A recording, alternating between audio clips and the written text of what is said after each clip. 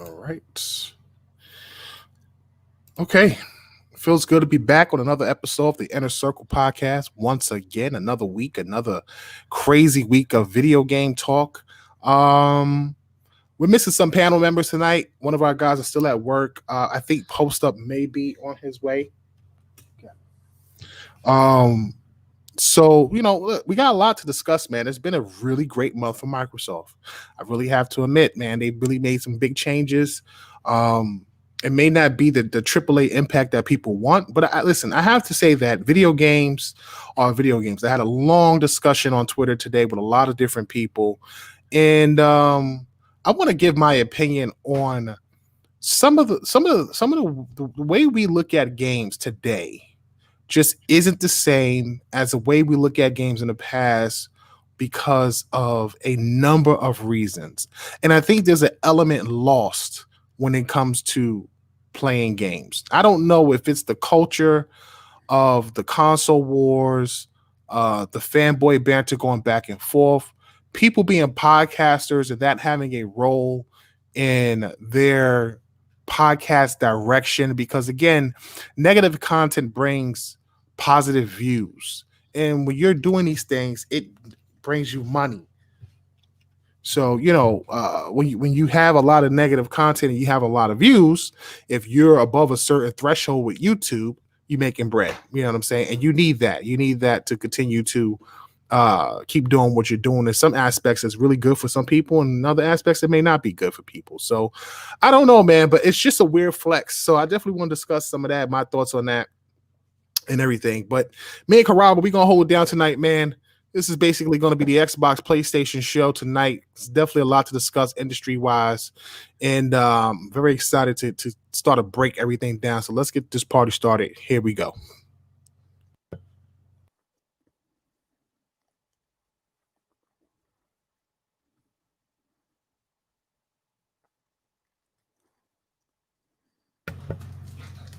Welcome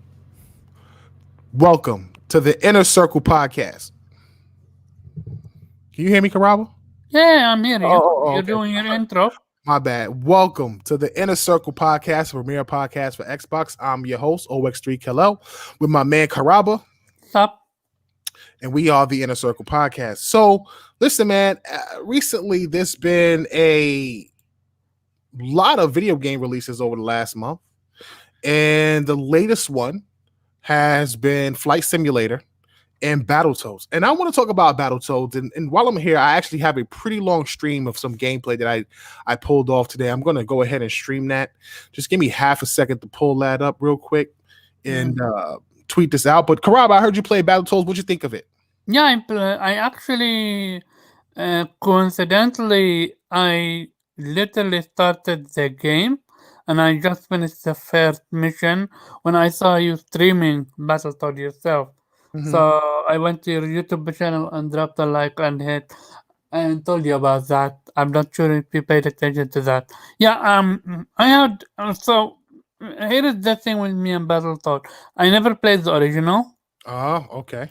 so I can't really comment on the difference between the original and now. However, I can just comment on what I played. I'm not sure if I'm the only one. I'm pretty sure I'm not. The motorbike section dragged out.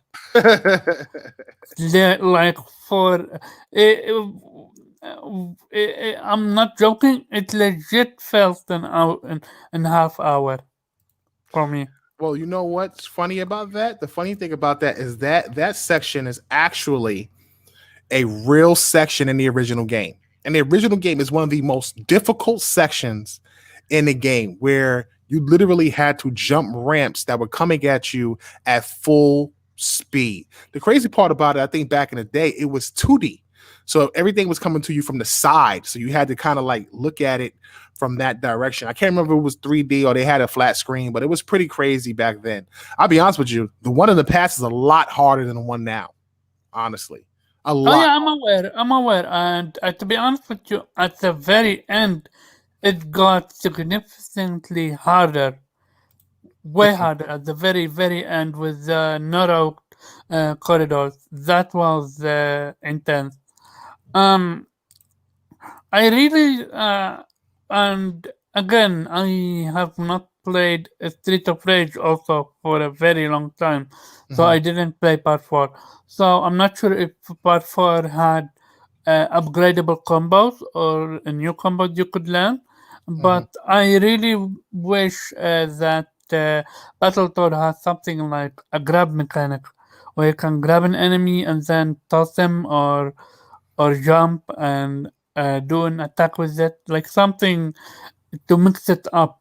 Because all you would be doing is dodge, making sure to dodge enemy projectile. Because no matter how much you dodge in them, they hit you unless I need to turn on the invisibility frame. Is that the case? Then I just did that and I still need to try it out. Um, I didn't experience it that much, which is the amount of mini games that I hear that I heard that are in the game. Hmm. So my opinion about that is going to be given next week because Gotcha. I have yet to experience every mini game to just um, compare it to uh, fighting versus mini game because I had it way more mini gamey than fighting. And the fighting is fine, it's smooth, it works really well. Hmm. But yeah, that's my opinion. Gotcha. Well, for me, I played the game, and I'll be honest with you. I did a whole segment on this. I had no faith in Delilah Studios, um, based on their old original content. And I have to say, man, that I kind of feel like an idiot a little bit now that I've played Battletoads. I didn't like the art direction when it first was shown. I didn't like I didn't like the fact that the game had took on this like weird sort of like early 90s cartoon effect.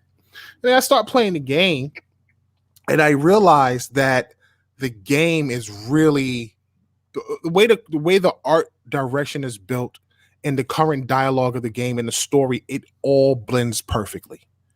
It blends perfectly. It truly is Saturday morning cartoon. And once you start playing the game and you get used to the controls and doing combos and things like that, you really start to kind of understand and get a feel for the game. And I just thought the game was really well done. The dialogue is hilarious. The cutscenes in between are dope. In between certain games, there's little mini games that you can pull off and play, which I thought was really cool as well. They have like they have rock paper scissors, but theirs is called, I think it's called like puppet toaster trombone or something like that, or puppet toaster bow or whatever. And it's funny because it's like it makes no sense. It's like rock paper scissors, but it makes no sense. And you basically do that to make a certain decision, and then there's a level where it goes from a game where you're playing the regular side scroller to now you're doing a shoot 'em up, space flight game, which is crazy. And then they have like little mini games where you have to open up security locks and hack it and things like that. I just thought that the game is so well done and that the studio put a lot of love into the game. Is it the greatest beat 'em up? Obviously, no. It's there's no online co-op, which is very disappointing. And that honestly, you could say loses about 3 points just for no online co-op because it's a beat 'em up. You know, games like Cuphead, games like uh, you know, this need to have online co-op. Why they don't have these online co-ops, I don't know. But they definitely need online co-op. Streets of Rage 4 is successful because it has online co-op. But I think the biggest difference for me with this and Streets of Rage 4 is that Streets of Rage 4, it truly plays on the nostalgia of the original. And it just is it's just really basic to me. The combos are cool. You have a special attack, but it's really straightforward. There's no like true in-depth dialogue to it. There's no, there's like a host of characters here and there, but it's just basic punch, punch, kick, punch, punch, kick, punch, punch, kick. In Battletoads, you have the ability to switch up your combos based on what you do and how you do it and how many button presses you do. Brings out different combos and different attacks. And each character have their own skill set, and each character has its own speed set, which a lot of people don't realize, because when you play as Zitz, you're super fast and your combos are really rapid. But the thing is, he's a lot weaker. Then you turn to Rash. Rash is the medium type character who has, he's sort of fast or whatever, but a little bit stronger. And then obviously you have Pimple, who is the big brawly character, and he's a lot slower, but his attacks are a lot, more powerful. But, each one has their own take on how they fight in the way they fight, and it's really dope, man. And then it gets really crazy with the enemies on the screen. You have projectiles coming at you left and right. Like in this scene right here that I'm playing, they have enemies in the background. You're able to jump between 2D and 3D. And go back and forth between the combat. To me, it just does a lot right. It does a lot right for a beat 'em up and brings something to the table that a lot of beat 'em ups just don't. So I feel like the game is really well received. It's right now sitting at a 72 on Metacritic. I don't really put a lot of stock in Metacritic. It got an 8 out of 10 from IGN, and from a major, I guess, media outlet like that. You could take that in consideration as a very good score. I just feel like Microsoft was just having a really good month so far. To be honest with you, they've been having a really good year. I don't think people want to acknowledge it, but when you look at everything they've released, even though it hasn't been big AAA titles, the games they have released have been well received this year all around. They've done very well this year overall, and they still have, I think, 2 more games to drop by the end of August. So we'll see how those games turn out. I expect them to review as well, and we'll see where we go from there. But listen, Battletoads is an exceptional game. It really is, man. It's just really well done. I mean, there's a point where I'm like, I want to watch this cartoon on Saturday. I just want to watch it as a cartoon. You know what I'm saying? It's just really funny. They don't take themselves too seriously. It's very fourth person, like breaking that wall. It's just a good game. So hopefully you guys check it out, man. It's on Game Pass. I think a lot of people try to make it look like Game Pass. What's it called? What they say? Game Pass fodder. And I don't think that's I don't think that's ideal for the game. I mean, it's a 3-hour game. I don't know what it's really a 3.5 hour game. So but you know what it is, Karaba? It's the fact that the game is longer than that because it's difficult.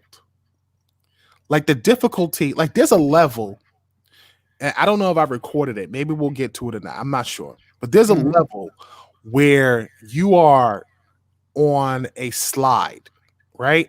And you have to ski across ice, like a sponge is weird, and a carpet. And as you're skiing across each one of those things, you have to press I think it's X, Y, and B. And A is to jump. And as you press those buttons, it makes you switch the slide that you're on to match the thing that you're about to ride. When I tell you this is one of the most difficult levels, I've died at least 50 times and almost quit at least 25 of them. It was that difficult. Luckily, they have checkpoints that don't make you start from the beginning, but it was extremely difficult. That was probably a good maybe 30 minutes. I won't say 30. Maybe I spent like a good 20 minutes on that part alone.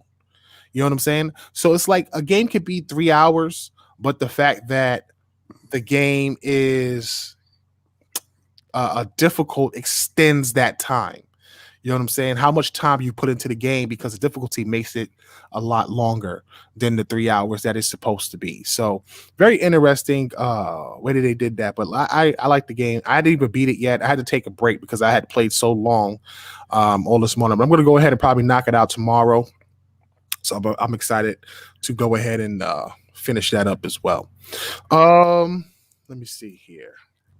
Okay, so Before you continue, what's your take on? I know your take, but it's better to let the people know about this whole Journey to the West gameplay that we saw on Twitter. oh, you talking about Black Myth? Yeah, that looked insane. I'm definitely gonna talk about Black Myth. I want to let me get through this. Let me get through the Xbox game releases first, and then I'm Okay, gonna my bad. definitely talk about that because that has become my most anticipated game. Me too. Oh my god, this game! It's so Oh good. my I god, need it. I I need it know right it's now. exactly. I need it in my veins, Karava. It's so good. I don't care what platform it comes out on. I'm buying it. Yeah, I read your tweet and I even liked it. Like that, and I'm truly believe this is how next gen, but in general, how game reveal should be. It it shouldn't be anymore a 15 or 5 minute CG trailer. No, show us real hardcore gameplay. Show us, make us fall in love with the game. But Yeah, continue. yeah. Um. Okay. So, Battletoads releases, sitting at a nice score. 72 is a really good score. I don't know why people try to downplay 70. They act like it's a 40 or a 50. That's an average score at best. It's a really good score. Flight Simulator has come out, and it's on PC. Supposed to be coming to Xbox Series X later on. I'm not sure if it's this year or next year. Maybe it comes out at launch for the Xbox Series X. And This got game, actually cancelled for the X, huh? yeah, could be a launch title. Who knows? No, no, no, no, no. For the X, it canceled. For the regular Xbox One, yeah, I think for the regular Xbox One, it's been canceled. Yeah, Yeah. there's no way that game runs on the Xbox One. Absolutely no way. I mean, unless you are completely dumbing down the graphics on this game. This game is a benchmark game graphically. It is insane. The realism of this game is absolutely nuts. It is photo for photo of the entire Earth. I mean, there's people who are review bombing this game because the download for PC is so long because of all the data that's needed to play this game. Um, now I I mean, it's haven't. super easy to review bomb anything these That is days. true. That is true. That is true. Now I haven't played the game personally. I don't game on PC. But Are you just into this game? am I into flight sims? Mm-hmm. I've never played a flight sim. I think when it Mm-hmm. comes to Series X, I'm gonna try it because it's on Game Pass. I think that's the beauty of Game Pass. I know a lot of people feel like Game Pass is hurting Xbox, but I'll be honest with you. I think it truly helps Xbox more than it hurts. More than anything, it just gives people the opportunity to play games that they normally would never play or buy. And in my opinion, it doesn't stop Microsoft from putting out high quality content like some people think they do. Because in order for Game Pass to survive, you have to have subs. And in order to have subs, you have to have high quality content. You just have to. Just like Netflix. No one subscribes to Netflix if they don't put out their own original movies. At some point you have to put out your own original movies, and they've been doing that, and they have their own original series, and the series has to be good. Like I sub to Netflix. I watch a show on Netflix called oh my god, The Last Kingdom, which is a Viking epic. And I love Vikings. I love anything Norse mythology, Egyptian mythology, Japanese mythology. I love all of that type of content. Rome, I love stuff like that. Like I watched a show on Hulu called Barbarians, which is phenomenal. It's about all the barbarians that fought against Rome over 300 years, and then how they fell finally after, like, I don't know, like 500 years, something like that. It's really dope because they should talk about all the great all the great warriors who fought against Rome, won and lost, like what they went through. So I watch stuff like that. And because of that, I subscribe to Netflix. It's the same thing with Microsoft. Like, in order to subscribe to Xbox, you have to be able to basically have the content to keep people engaged, and the content has to be good. It's just like HBO Max or anything, Disney Plus. You just have to have high quality content. And I think Microsoft is going to do that. It allows them to do that. Game Pass allows them to do that. So, with that being said, I think Flight Sim hitting Game Pass when it hits the Xbox Series X will be something that I'll definitely try and play. Whether I like it or not, I'm not sure. You got to really been into simulation games. I've never been into like train sim, truck sim. That's never been my thing. So I don't know about like flight sim, but I'll definitely try to see it.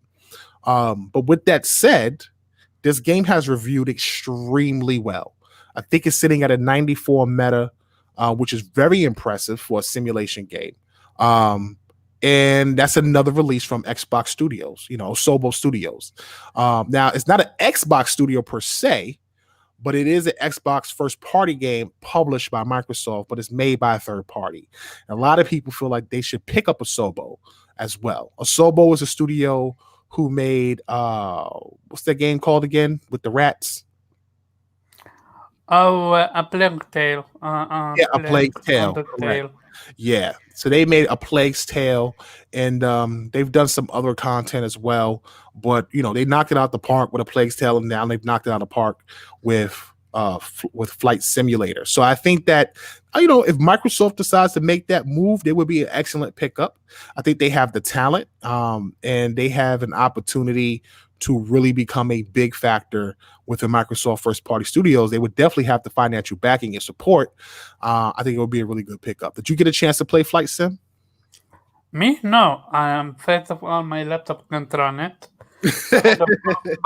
But even if it could, and here is what I said on Twitter, and people got mad at me because I say what I think, and I know that. So I start with the game is not for me.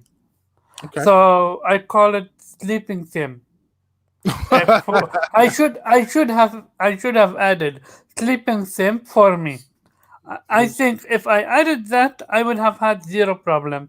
But because I called it a sleeping sim, people were on me because it was quote disrespectful to the developer.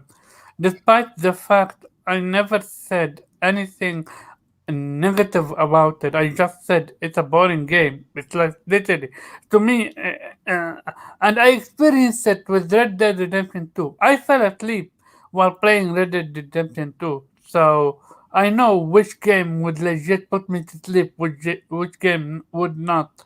So Flight Simulator would legit put me to sleep. Mm, So yeah, I don't think I will ever play that game.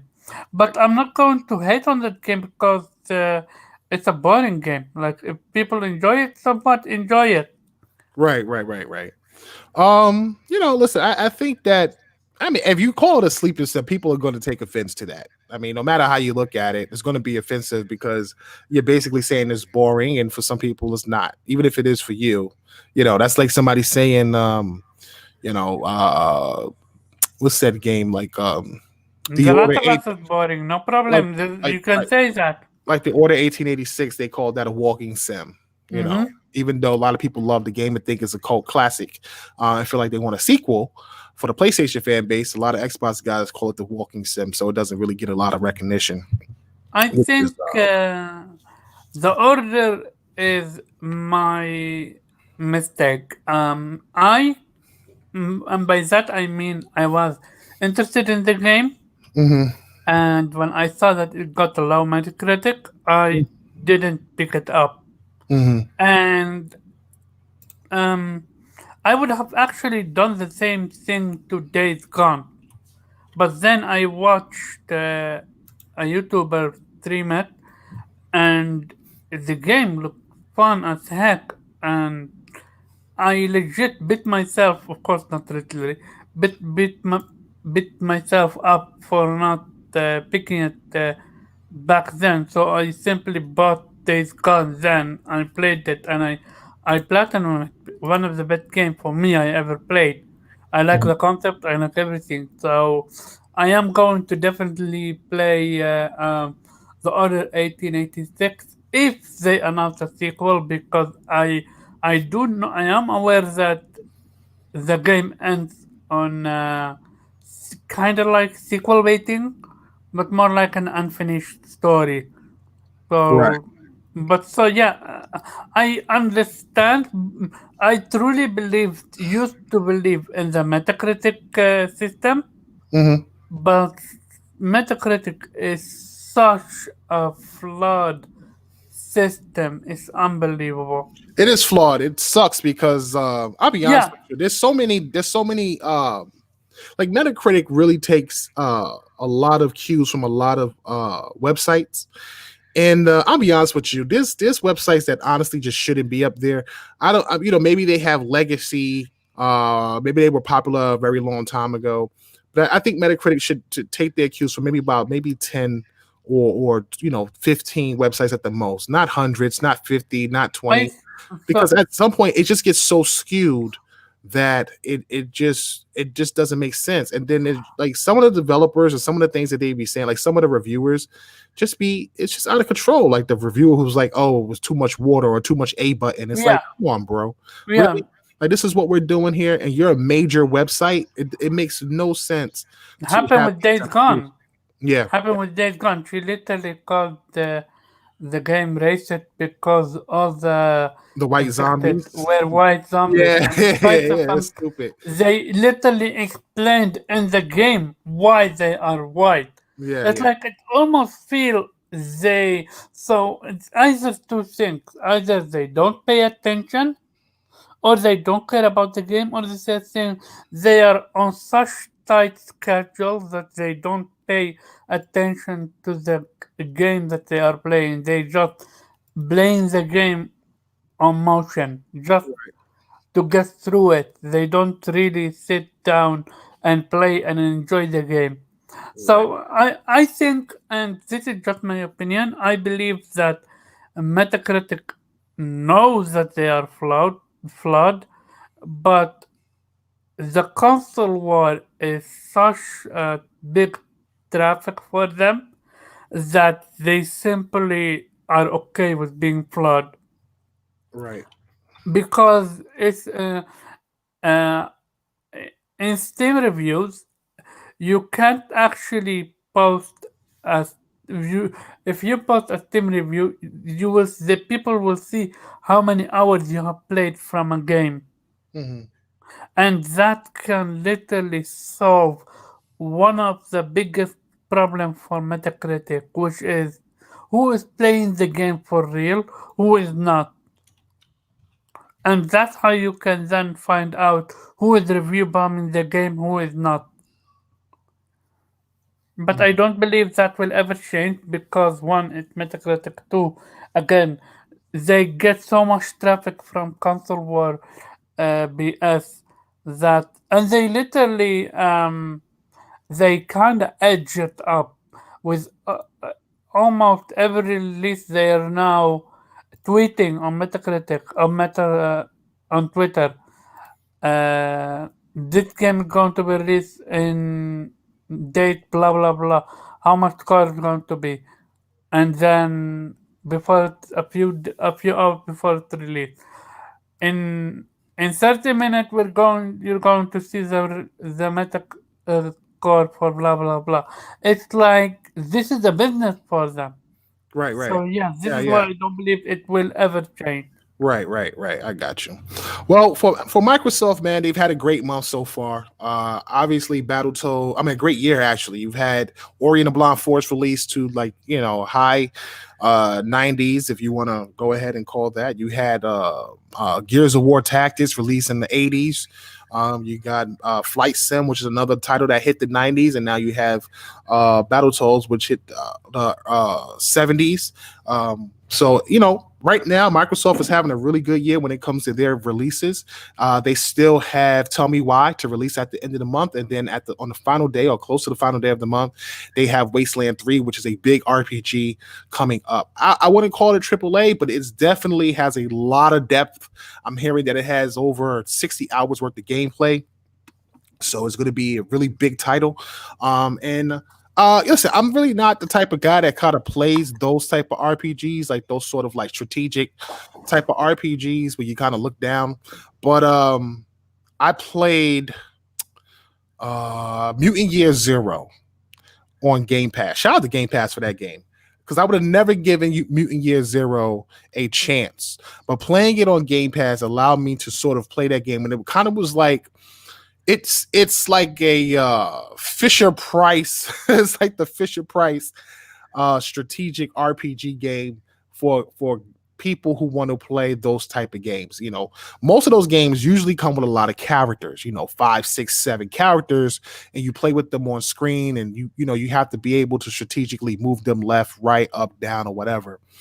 But for me, I think you only get like 3 characters in that. Yeah, I think you play as the pig, Yeah, the pig, the the duck, other one, yeah, and the and other the one. Yeah, I wolf. played the game. Right. And you could rotate it's like 7 characters total, but you could rotate only 3 at a time.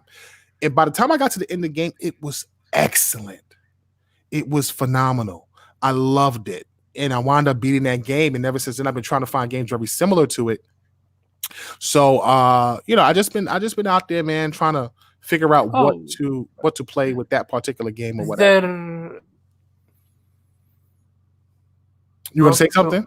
close to it.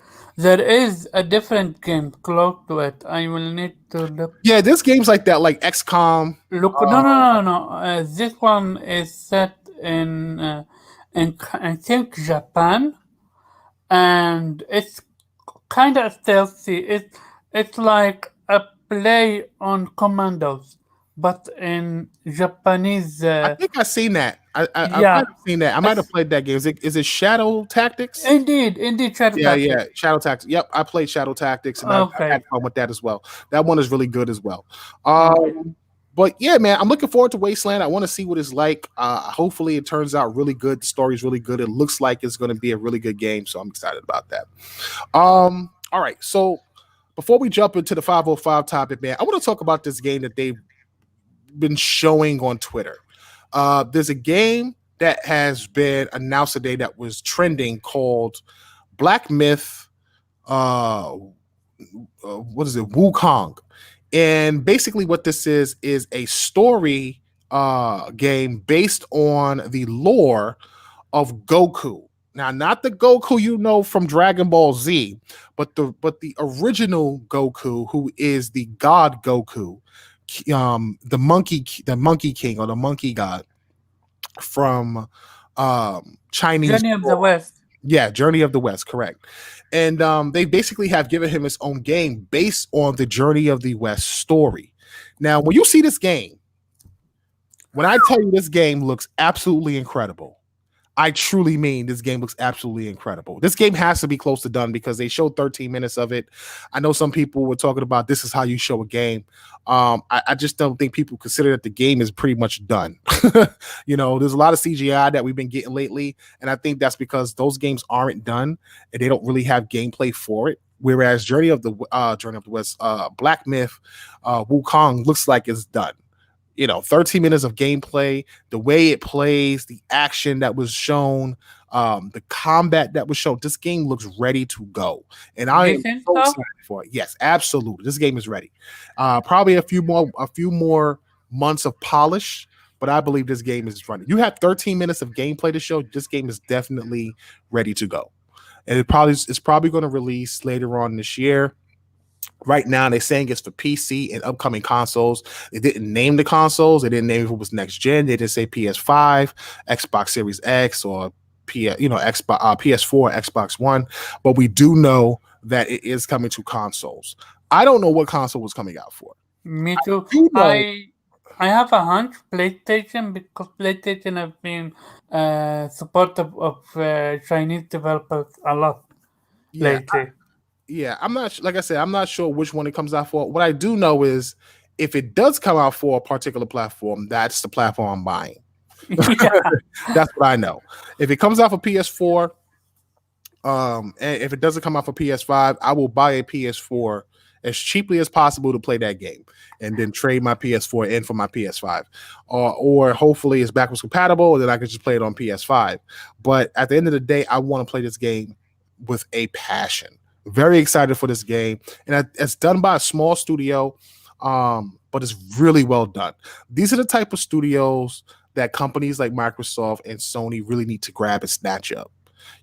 I can see with the backing financially of these two, these platforms, they could really do something special. Yeah. There's a talent there that you can see in the way they develop that game and what that game brings to the table with a little bit that we've seen, that game is going to be something special. And I'm very excited about that. So definitely go check it out. Do you know what this remind me of? Of Lost Soul Aside, in the sense of, have you seen Lost Soul I did see Aside? Lost Soul Aside, but that was done by one guy. Uh, Yeah, I heard that's going to be on PlayStation at launch, but it is coming to Xbox and at some point. PC, and it's also come to PC. And that game is also kind of like a passion project. And I really wish either Sony or PlayStation pick up those people and then give them their own studio, because then you have the financial backing, Yeah. and then you can make some really wonders. Also, before we continue, I just wanna give a shout out to none other than Sucker Punch. I'm Uh-huh. not sure if you saw the news. Nope. They literally out of nowhere announced online multiplayer for Ghost of Tsushima. Oh yeah, yeah, yeah. The multiplayer for Ghost of Tsushima, which Yeah, is pretty it's cool. called Legend, and this one is going to be more mystical and magical like, and it's going to be story based. You have a few story missions, and you have raid bosses that you can go with your teammate. Hmm. So yeah, it's uh, amazing what they have achieved in a span of yeah, one game. That's interesting because the game itself had been reviewed already, and most of the time when people do reviews for games, you review both the multiplayer and the single player. With the game being released separately, I wonder if you go back and re-review the game, or do you give the game a second score? Because listen, if the multiplayer turns out fantastic, I think Ghost of Tsushima is sitting at what, like an 85 on Meta or something like that, or like an Mhm. 87. What was Ghost of Tsushima sitting at? I think at an 85, yeah, the Right, same score as Gears of War 5, yeah. right. So it's sitting at an 85 on Meta. If the multiplayer is as phenomenal as most people think it may be, that could shoot it into like a 90. You understand what I'm saying? Because you adding an aspect to the game that wasn't originally there, but makes the game complete now, and it could really push the game score up. But you can't go back and re-review games. That's the problem. So I think it's going to wind up getting its own review score, Yeah, and I don't know, it's, man. It's just weird to me. it's like a DLC review. Yeah, I You guess. have I seen guess a so. few, yeah. But my thing with Ghost of Tsushima, I don't think it deserves a 90 because it lacks the polish Okay, for that level. But I would say an 89. Like, I would give it an 89. gotcha. Okay, all But right, yeah, I can't wait for the multiplayer because this game is amazing. right.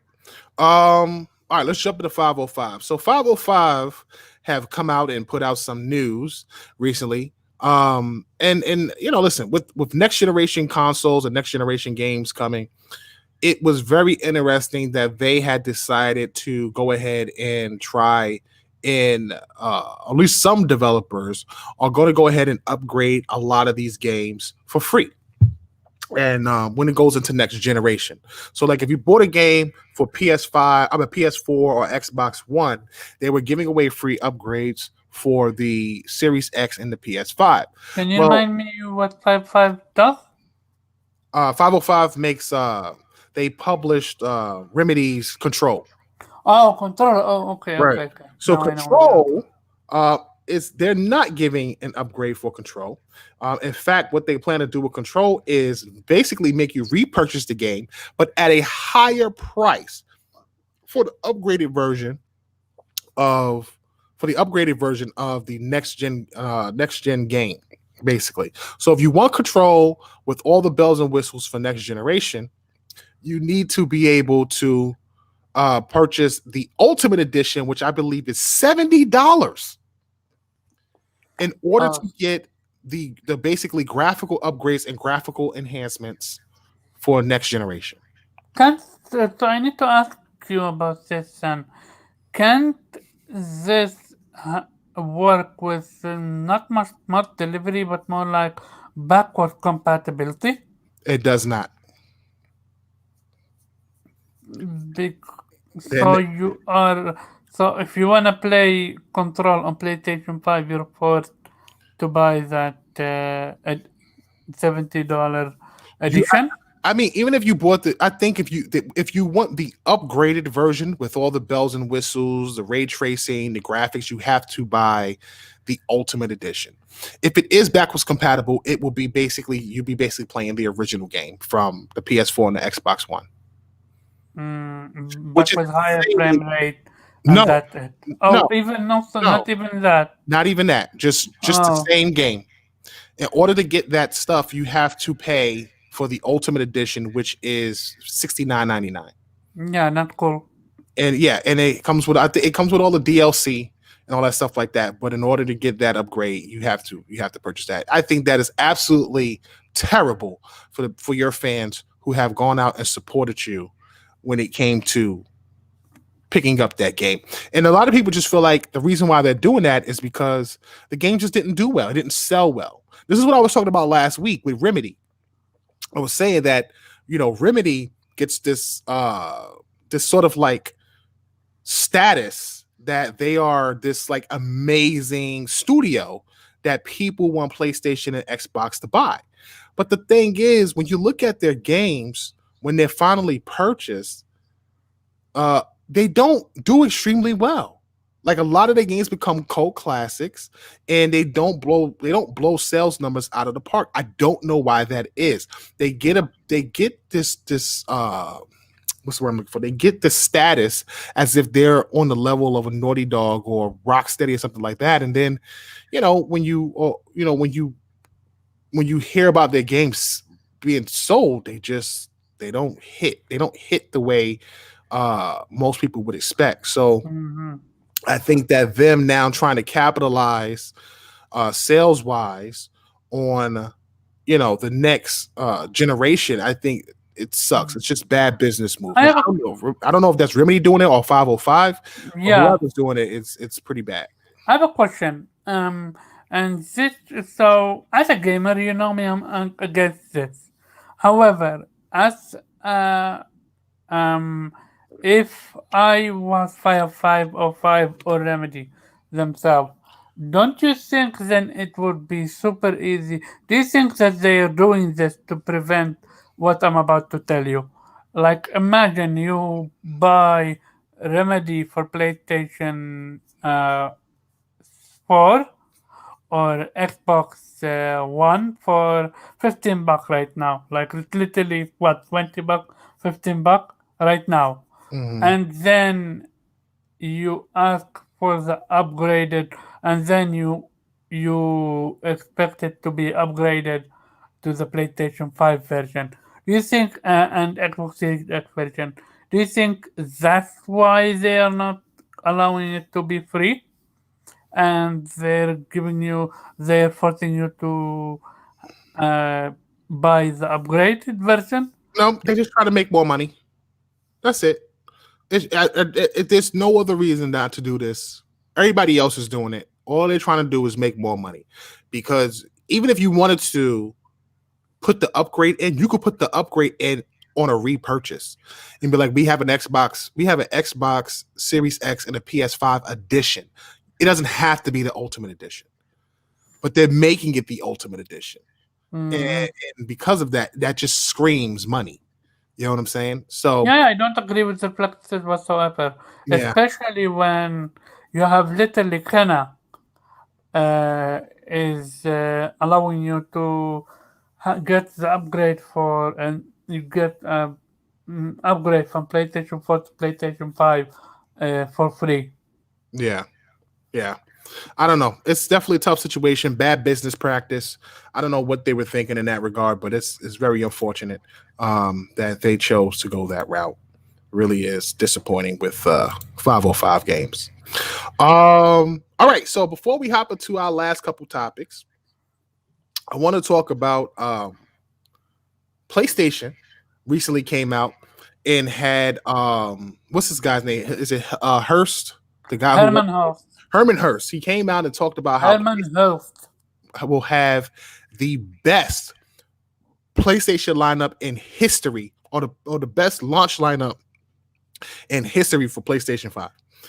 And I've seen a lot of people say, let's not use that moniker. Let's not pull an Xbox and use that moniker and then be stuck out there because the games that you put out aren't going to be that great. But when you kind of look at their lineup as of right now, I don't know if it's their best lineup, but it does look decent. I mean, you got Ratchet and Clank, you have Spider-Man, Miles Morales, and you also have Spider-Man itself as a remaster dropping with Miles Morales.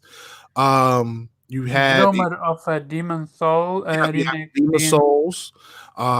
So there's a couple indie games out there that's going to be dropping with it that looks pretty good as well. So there's a couple games out there that's going to be really impressive. Now, we don't believe Horizon Zero Dawn is going to launch with that. That doesn't no. seem like a game that's ready to launch. But regardless, it looks like they have, a solid lineup. I in my opinion, I'm not a Ratchet and Clank guy. So for me, I wasn't really too big on it. I really just wanted Spider-Man because I didn't play it. So Spider-Man and Ghost of Tsushima would have been the games that I would have got for the PS5.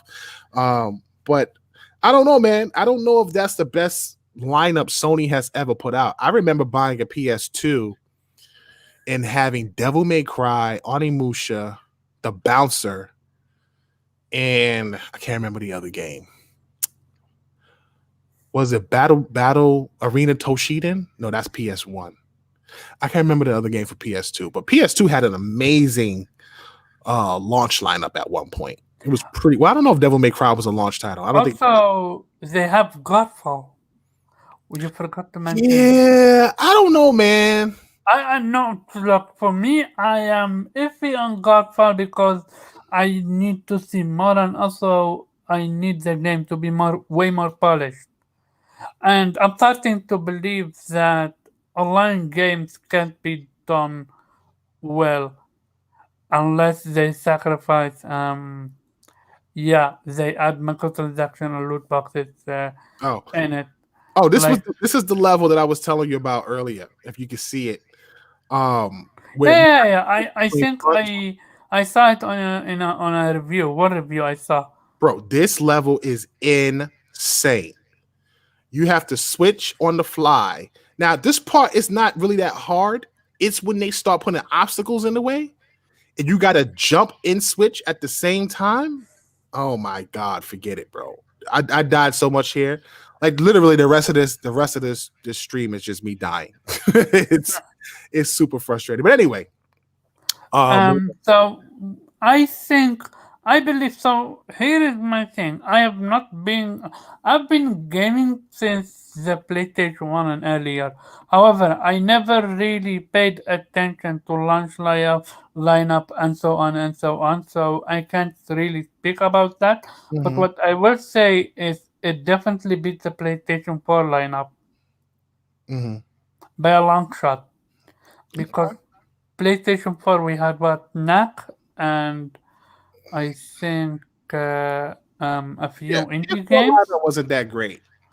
I remember that because I remember Xbox had an amazing lineup at launch. They had Dead Rising 3, Killer Instinct, Rise, Son of Rome, Forza Motorsport 5.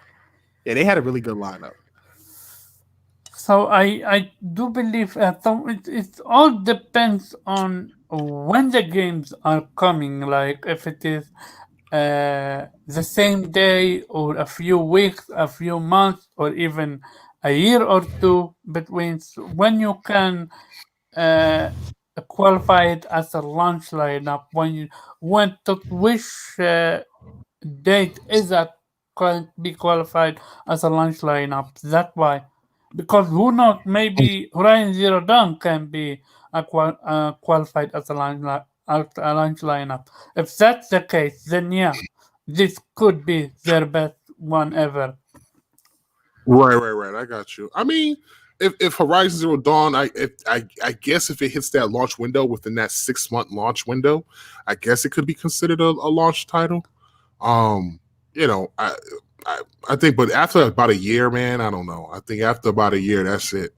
I think once you hit the next holiday, it's no longer part of the launch lineup. Um, but we'll see what happens, man. I don't Microsoft right now. I don't know if they're gonna have anything uh, to to to to pick up for Halo. I'm hearing rumors that they have a big third party title that's going to be added to Game I Pass. I saw don't know what it it could is. be Madden, I think. Madden, that would be very interesting if it was Madden. If it's Madden, that would be actually that'd be huge. That would be extremely huge if it was Madden because not even EA Play has a Madden launch day in their thing. But I doubt it's Madden. I don't know what it is, honestly. I don't think it's Madden. But I hope that it is something good because I feel like they need something to cover for Halo. Now, even if they don't have something that covers for Halo, I still plan to get the platform because there's still games like Yakuza I want to play and Dragon Quest that I want to play. Bright Memory, Exo Mecha. There's a lot of games that I still want to play that to me is worth picking the console up for. Um, and that's just my personal opinion. So I don't know. We'll see what happens over the next couple of months. We still don't even know the goddamn prices of these consoles. They're literally But playing chicken with each other. It's insane. I really hate that. And the consumer is now really being legit fed up with it. And this is on none other than both of them. Like, I blame both of them. Like, just put out the prices and be done with it. And but I understand mhm. from a business standpoint. I truly understand it. I really think if PlayStation had the teardown and the rumored game or any other rumor that they've been talking about would be come out to be legit, like the SOCOM rumor, the what's called the um Silent Hill rumor, all the other rumors that I told you about 516, GTA, all that. If all of this turned out to be true, or even half of it turn out to be true, then at least people would have be like, yeah, okay, we don't know the prices, but at least we do know what PlayStation is cooking and what is the difference between the PlayStation 4 UI and the PlayStation 5 UI, and if the things are legit, how you can uh, create your own mini demos and so on and so on. Like, I think the lack of information is legit killing us. And this is Yeah. really on PlayStation because before then, I had no problem with it. I was focusing on PlayStation 4. But when they had the PlayStation 5 reveal, then from that onward, it should have been next gen, next gen, next gen only. And Hmm. this is really a very flawed marketing, I believe, on their front. But did Right. you see the PlayStation 5 DualSense Commercial. controller trailer? I didn't see Trailer? the I didn't see the trailer, but I did see that new commercial that they put out, which was Yeah, really that's great. the commercial. That's Yeah, the my bad. commercial. That trailer, that commercial was excellent. That was an Book excellent fire. commercial, and definitely sold the PlayStation with that commercial for anybody who's interested in picking up a PS5. I listen. Sony's really good when it comes to commercials. I give them that. I think Microsoft does excellent with commercials as well. They really do inspire you with their commercials, their choice of music. They kind of get you hyped. I like PlayStation's commercials because PlayStation always gives you a sense of awe. when you look at their commercials. While Xbox, on the other hand, gives you a sense of like energy, like excitement, get you riled up, one of those type of things. So very interesting between the both of them, and the way they kind of like present their content. It was very interesting. But yeah, that commercial was pretty dope. Really was really cool. Maybe that's a sign of them starting to beginning to unveil the thing now, because you would not I put hope so. the commercial in the open if you're not willing to share more information. Also, did you hear the not rumor, but the information about Spider-Man Miles Morales with the help of DualSense? So No, I have. apparently, you're being able. Oh, the electricity traveling Yeah, through the haptic indeed. feedback. Yeah, I saw that. Yep, I saw that. Yeah, that's it. That's interesting, man. Like I said, I think the DualSense is pretty innovative controller. I'm glad that Sony has made the adjustments that they need to make to improve their controller. I think that Microsoft can learn from that. I'll be honest with you, I think Microsoft has the perfect controller. Doesn't mean you can't improve on it or make adjustments to said controller to make it even better. So I never want to downplay anything because something is perfect, but uh, we'll see how PlayStation's controller is received this generation, and if it's received very well, maybe it'll be enough to make Microsoft make certain changes. We'll see what happens going into next generation.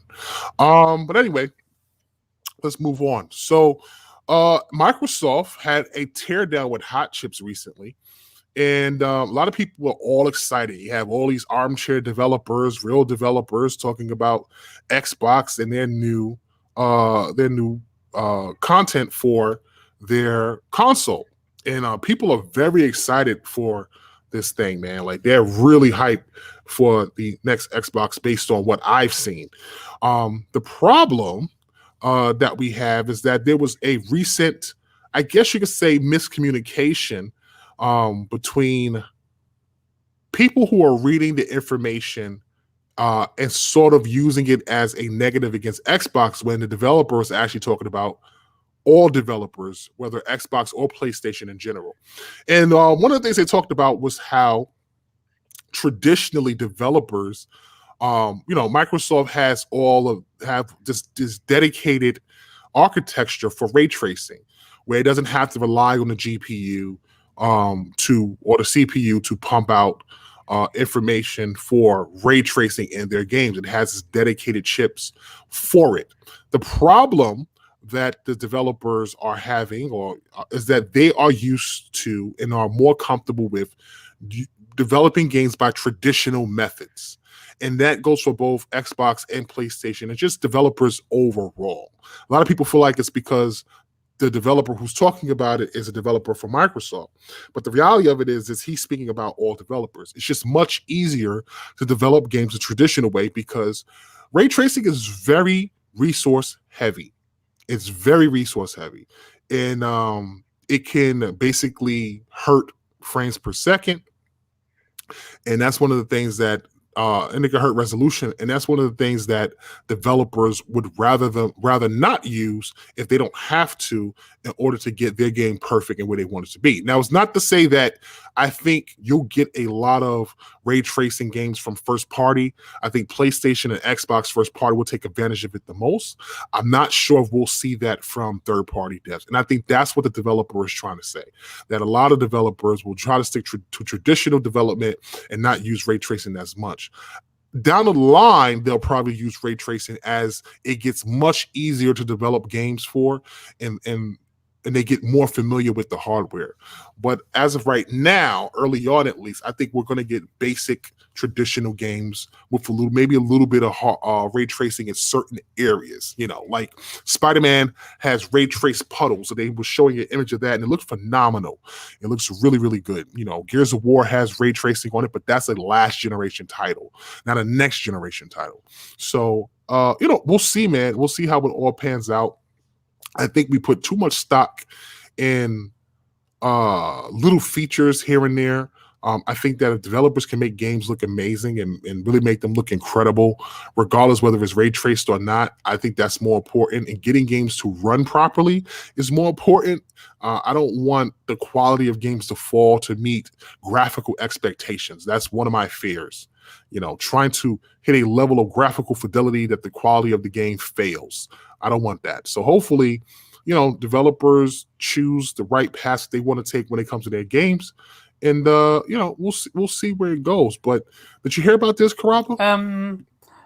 I actually heard about it, but to be honest, I even sent it to what's called to Cam, and he asked me what am I supposed to do with it. Was like, yeah, I have no idea. Like I truly believe, and this is the first time I've ever wanted to be a person that knows about PC, because I wanna understand this stuff.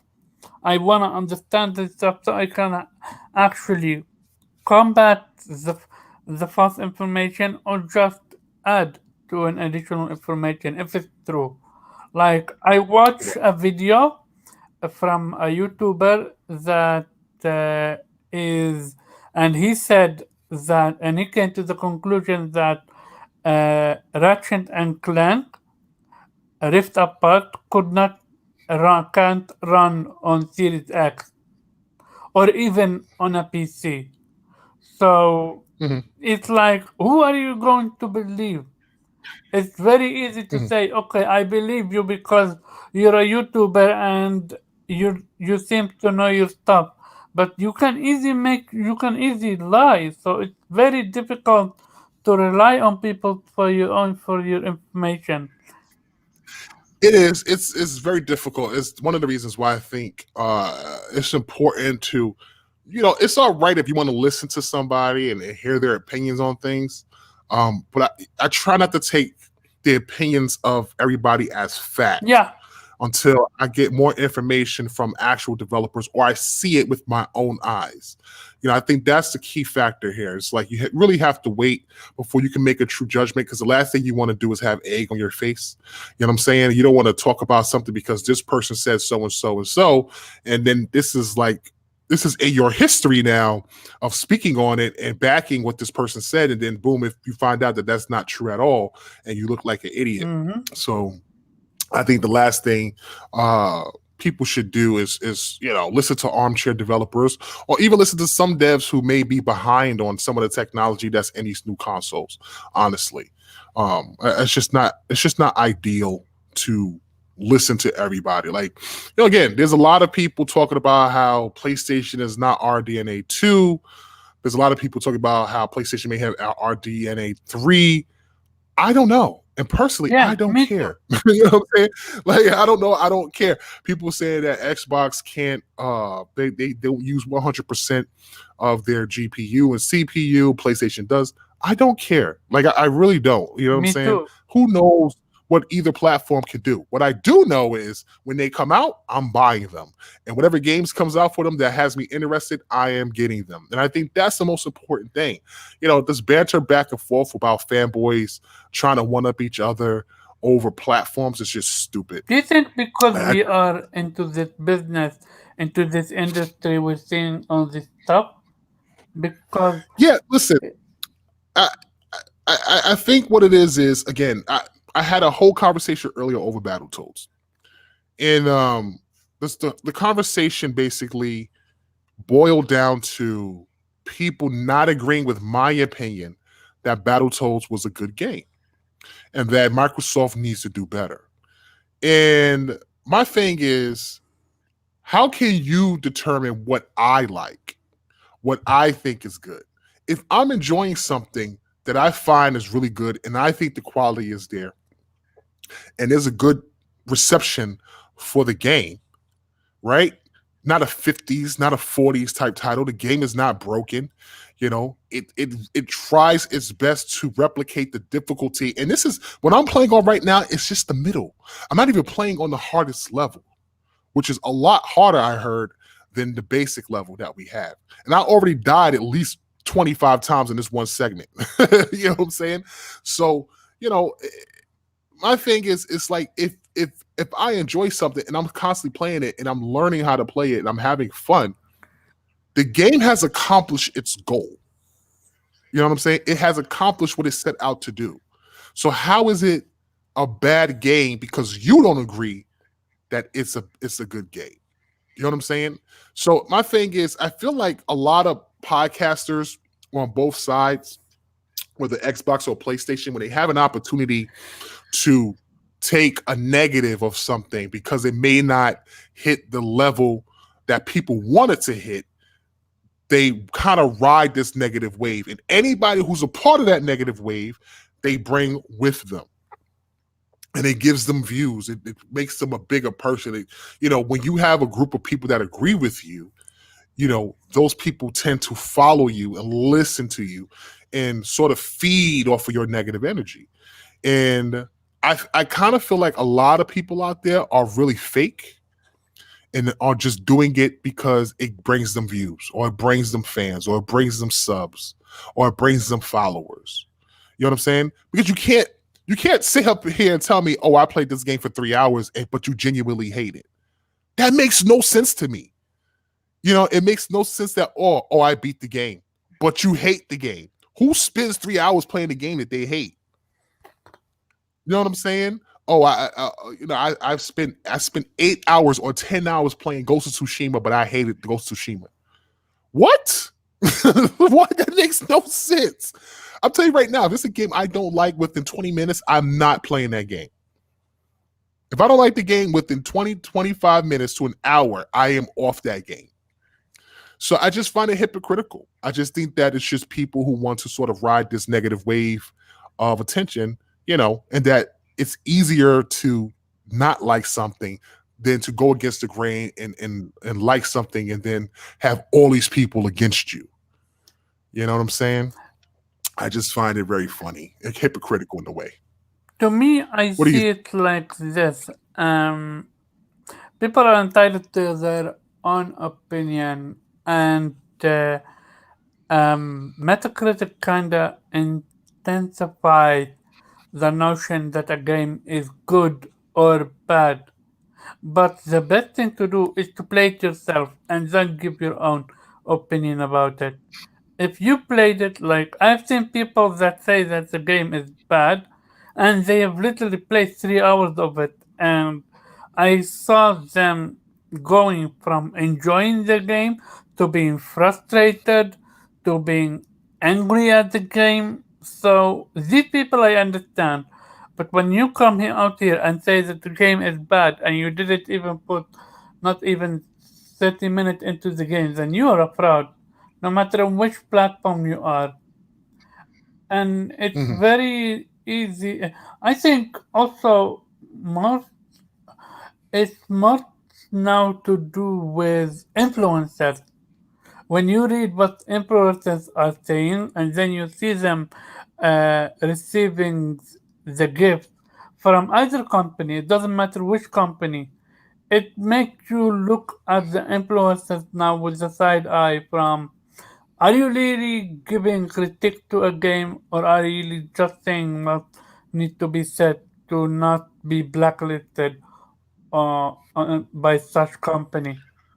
I get you. I understand what you're saying when I see what you're saying. There's a lot of people out there who got gifts from Rare for Battletoads and Flight Simulator from And Microsoft. PlayStation, and I PlayStation, get that. so it's not, and Yeah, and yeah, yeah, Nintendo too, so it's not one company. That's why I said every yeah. company. So that's why I I think think that influencer I is what making now people skeptical about everything.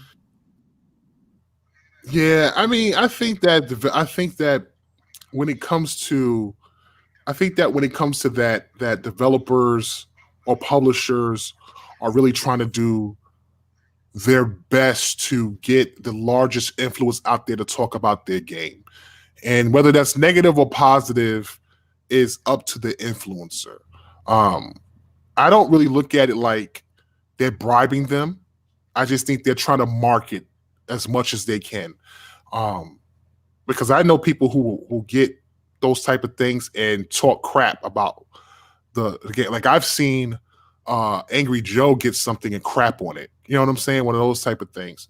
And yeah, it kind of sucks. It really does suck in a way because it's like, you have uh you have these influencers who some people don't even deserve to get it, and they crap on they crap on the publisher and stuff like that, but the publisher does it anyway. At the end of the day, though, it really is up to the influencer to make the right judgment. You know what I'm saying? And I think you have to be able to watch their content and trust their opinion in words, and if they're genuine or not. I think if they're capping for something based on getting it, and you know that they're capping for it, and you can feel they're capping for it because it's them based on getting that, said marketing material, then yeah, I mean, you kind of just ignore them. They really can't take their opinion at full for at genuine as a genuine opinion. But I think also that there are true people out there who really are for giving realistic and genuine opinions, regardless if they get it or not. And sometimes those people out there kind of deserve to be taken at their word. That's why I was like with Paris. I know Paris, who does Gamertag Radio, he has no issue criticizing Microsoft.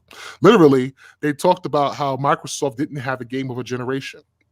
And he crapped all over Xbox and said they really don't. Where I completely disagreed. I thought that Microsoft may not had a game that set it apart like the first two generations with Halo and Gears of War.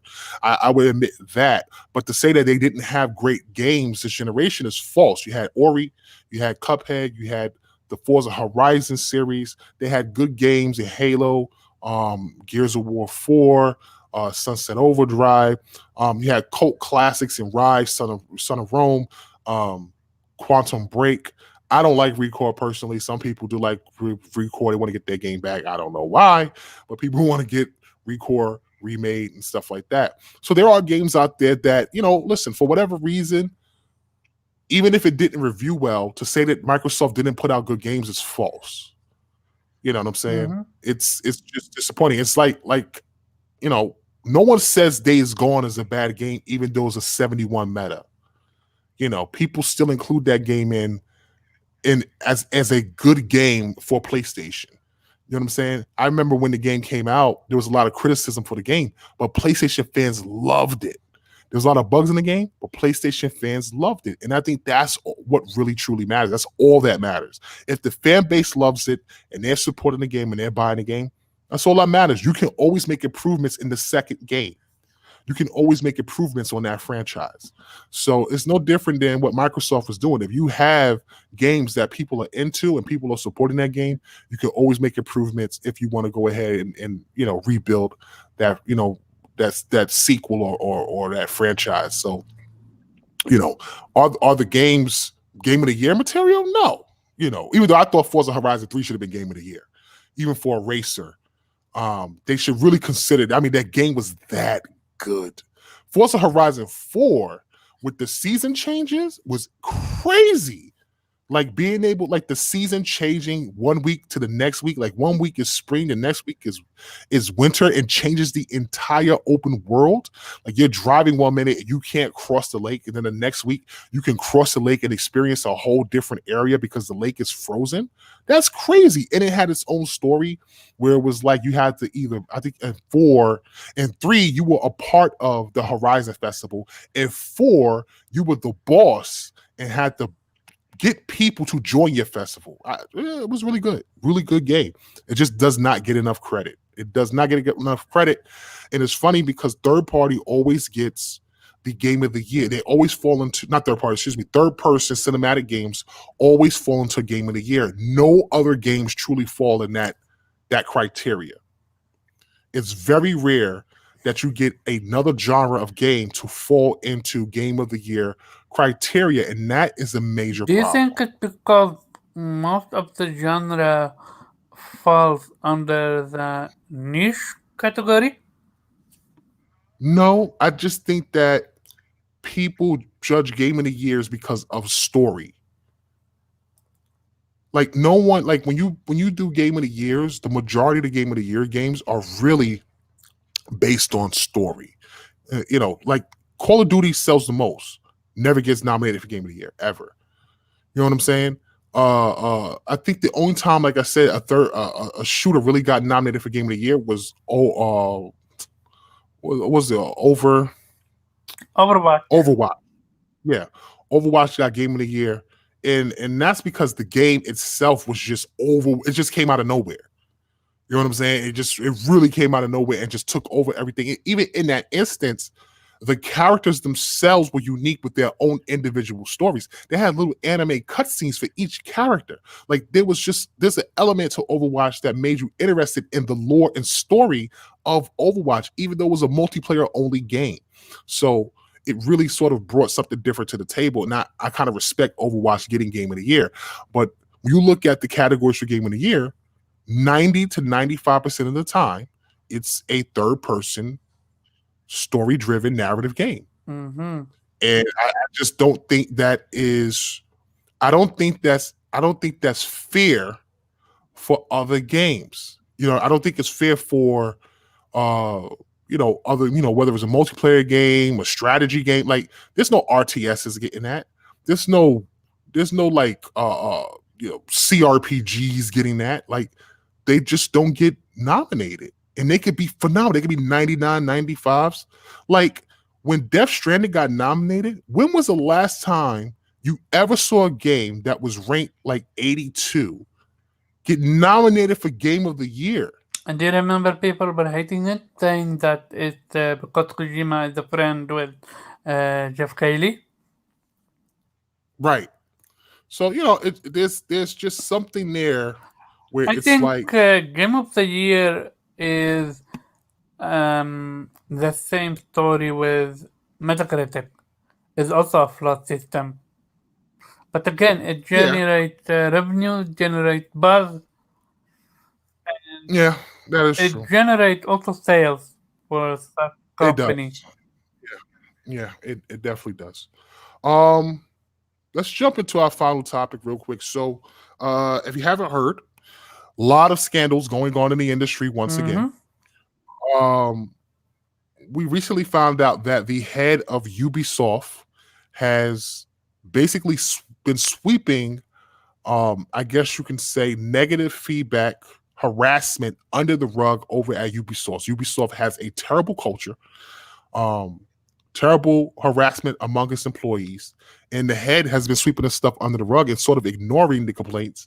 That's been going on and just building a terrible culture at Ubisoft. And as recently as today's news, let's see here, Rocksteady is also accused of a lack of action on harassment as well. I don't know what's going on at these studios. Okay, so apparently, uh, people have been talking about this since 2018, and Rocksteady was supposed to do something about it, but they never did, which is why you started to hearing about this now. I Mm, truly believe people think they are unstoppable, and then it goes over to their head. They believe they can do it all. And yeah, when you have nobody check them in, you're going to see action like this. And shame. Because this is not just the gaming industry, we talked about it. This is literally in almost every industry now. mhm. Yeah, no, it's definitely it's been crazy. The video game industry with all its issues when it comes to crunch and overtime work and stuff like that. I think the culture of game development is very difficult. You have a lot of people who are always at home. I mean, always at work. They rarely get an opportunity to be home with their families because they're working multiple hours, sleeping at these studios. And I think and sometimes, look, there's women there, there's men there. Anytime you have men and women in an environment, it can turn into something. Mm-hmm. Sometimes there's relationships that develop there. Sometimes men hit on women and they just don't want it, but they constantly do it anyway. Sometimes there are people in positions of power that abuse that power and put people who are afraid to lose their jobs in positions that they don't want to be in and are afraid to open their mouths. And that just seems to be the situation or positions that's been happening here within the industry as of late. And it's a culture that has to change. It just has to change. It really I does. Uh, it's disappointing to hear these things from some of the studios that we like. I think Ubisoft is an amazing studio. I think they make amazing games. But as a development team, they have a lot of work to do. They really do have a lot of work to do. Same thing with Rocksteady. Rocksteady is an excellent studio. They make phenomenal games, but they have a lot of work to do as well. And I really hope that the studios out there really start making some real changes and stop abusing their power when it comes to women, when it comes to crunch, when it comes to people's livelihoods, and all the negative things that happens in game development. It's not healthy. It's not good for the mental health and well-being of people who work on these games because it really gives game development a bad name. Yeah, but I truly don't expect any change because of humans. I'm being honest. Like, when have humans ever done the right thing? It's true. It's very difficult for human beings to make certain changes. Look, our basic human instinct, we can become very uh primal Mm-hmm. when we get down to our basic instincts. Listen, you look at people with this coronavirus and how idiotic they are. Yeah, Yeah, I can believe that it'll become extremely difficult for us as a people to make certain changes, but we have to. We have to figure out a way to make changes um and move forward. It's the way that we grow as a people. It's the way that we grow as a nation and as a country and as a civilization. You know what I'm yeah, saying? we This is really how need we to. grow. So I just feel like you know, it's something that we have to do, that we have to make changes for, and hopefully, uh, these developers will go ahead and make the changes that's necessary, and really start to implement these things, and not just go ahead and continue to take the people that's working for them for granted. Hopefully, uh, they can figure that out sooner rather than later. Mm-hmm. Yeah, man. So listen, that's gonna be it for this week's show. I want to thank everybody for rocking with us. As always, obviously, we will probably have the full team next week. Um, I think Cam was at work and he wasn't able to make this week's show, and I think Post might have fell asleep. Mm-hmm. I'm not sure exactly, but we'll definitely catch him next week. Hopefully, we have some more news. Grounded has been great. I've continued to build in that game, and it's an update coming out on 26, much earlier than expected. So I think I'm going to get some gameplay of that and show off some of that next week as well. And I'm not playing Tell Me Why. It's not my kind of game. No disrespect to the developers, but that's just not my type of game. I'm not even gonna attempt to play that. But I will try to play Wasteland 3, get some footage of that, and definitely show it off and talk about that whenever that launches. So I'm kind of excited about that. Besides that, man, I don't know from just off topic. uh I don't know. Have you seen this movie? What is it called? Project Power. No, what's about? That's on Netflix with Jamie Foxx. No, what's about? It's about some military doctor makes a drug that unlocks powers in people, Mm-hmm. and when you swallow it, you get a certain ability. But the thing is that you can't control. Well, I won't say you can't control the ability. You don't know what ability you'll get, and sometimes the ability you get may even kill you instantly in one hit. Okay. Power only lasts for 5 minutes, Wait. and The power lasts only for 5 minutes?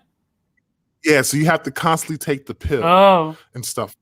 Yeah, and the thing is, Jamie Foxx plays one of the main characters, and he's looking for his daughter because his daughter was born with the ability without the pill. So the doctors want to use her, experiment on her to figure out how they can make the abilities permanent Mm-hmm. and everything like that. I thought the movie was great, honestly. Mm-hmm. I wouldn't say it was like the most, greatest movie ever made, but it was a good movie. It really was. It was something that if it was out in the theaters, I would definitely watch. I thought it was really good, and hopefully they could come out with a sequel. I don't think Jamie will star in the sequel because the way they made it seem, it was like his story was over. All he needed was his daughter back, which they accomplished. So I think that will happen. But we'll see. It'll be very interesting. Have you been And as far as watching anime this season? I was gonna say, as far as anime is concerned, right now, God of High School has been hot, hot, hot. Not really, and here's why. They're so fast paced. They're killing the anime. They're killing uh, the story. Like they're going so fast in with it. Like they're having The anime is moving too fast, moving faster than the manga. so webtoon, and even so, they're going so no, but they're going so fast. They're skipping arcs now. Like we Mm. didn't even where you at? I just finished watching the last episode where they're into the international fights now. Okay, they didn't even showcase us him training with the The needle old guy. man. Yeah, it's Yeah, like yeah, they're yeah. skipping literally arcs. They're skipping literally important moments, like the fight with the with the four people. That was fun, but it should have been a focus on one fight and not showcase both at the same time. It killed it pacing, it killed everything. It's really a shame Mm. because I really wanted to love that anime. Yeah, I don't read the webtoon, so Yeah, I'm me not too. I don't familiar. even read the webtoon, but even I can feel that it's fast paced. Um, That kind of the sucks. anime that I'm What's name has been really really good. loving is ReZero. The action, Yeah, ReZero. the Yeah, action is ReZero's great. ReZero. The storytelling is ReZero. And one anime you really should watch is Decadence. It is also hot right now. What's it called? Decadence. I will Decadence. link Decadence. you Oh, later. oh, oh, that's on Hulu. I watched Decadence. That one was It's weird. weird, but That one, trust me, it yeah, gets yeah, better. yeah, yeah. I've been watching it. I watched It's Decadence. it's, I watched it's that. weird, but it's Uh, fun. I watched. I've been I thought that Sword Art Alicization has picked up a lot. It really got really good the last couple episodes. It was really phenomenal. I've been really into that, but that's neither here nor there as of right now. I don't want to jump too deep into anime because I can go on and on about anime because One Piece also has been phenomenal. Last couple episodes of One Piece has been hot, hot, You've hot. So spoken. You don't read the manga, right? no, I don't read the You're in it. manga. I You're don't read in the mangas for anymore. a you're in for a treat. That's all I will I say. bet. It's so I bet. fire. What's your thought on the Yeah. new opening? Oh, the opening's dope. I love anime openings. I have a lot of favorite ones. My favorite two manga openings and theme songs are um oh my god, what is it called? It's Unravel from Tokyo Ghoul. Mm-hmm. I love Unravel. And Mangekyo from um what's it called? Not Iceland, Vinland Saga. Vinland Vinland Saga, which one? First opening or second opening? the first Oh, opening. The first opener. Absolutely the incredible. first opening is incredible. Second opening for the visual with Alkalan, with Ascalan. Ascalan? I forgot his name. Is also incredible. His music is Yeah, I, also. I like the first one when he's a kid Vinland and they kind of Saga showed is his life falling apart. Oh my god, Vinland so good. Saga is such an amazing anime. Like they It did really is. such. I can't wait for season Yeah, two. me too. They did such a phenomenal job with it. It's unbelievable. Yeah, absolutely, without To question. me, I would Uh, think I would go a little bit old school, like Shaman King, the intro. I would like to see them remake Shaman They King. are, Like they rebooted Hunter x Hunter in 2011. I would hope they would reboot Shaman but King. I never got an opportunity to finish watching that. I literally wrote an article on Tech Gaming a few months ago how they announced a new Shaman King. And more like That's a funny. reboot, a remake. I think a A remake. remake. I think a remake Mm, for Shaman King. So there is it's that. interesting. I'll have to check it It's out. literally coming. I will link you later. I really want Gotcha. a reboot for not Soul Calibur, the anime Soul something. It's like Shaman King, but something with Soul. I forgot. It's also a fighting, Hmm, a shonen anime. gotcha. All right, no doubt. We'll definitely keep guys posted. Anybody interested in anime, we'll figure it out. Maybe we'll do a little segment at the end of the Mm-hmm. show and talk about that and stuff like that. But anyway, listen, that's gonna be it for this week's show, man. You can catch us every Thursday at 10:30 p.m. Eastern Standard Time, 7:30 p.m. Pacific, with the team. Karaba, when is VGP? Monday, we have no idea what we're gonna talk about. Battletoads, most definitely. Gotcha. Make sure you check out Karaba and FC Violent and that squad on Mondays. The Vitamin G podcast. Those guys out there do a really good job talking about video games and then trying to, keep things as balanced as possible. They do great over there. And if you were looking for great Xbox content, go ahead, hit that subscribe button. If you're on YouTube, if you're on Twitch, we truly appreciate the support. We will catch you guys next week as we talk more about Xbox gaming, industry gaming, and everything in between. We're going to be out of here and off this planet. See you guys next week. Peace. Later.